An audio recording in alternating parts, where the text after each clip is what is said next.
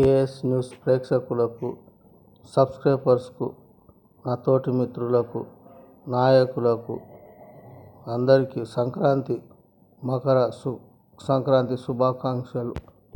అందరి కుటుంబాల్లో సంతోషం మెలగాలని కేఎస్ న్యూస్ సబ్స్క్రైబర్స్ తరఫున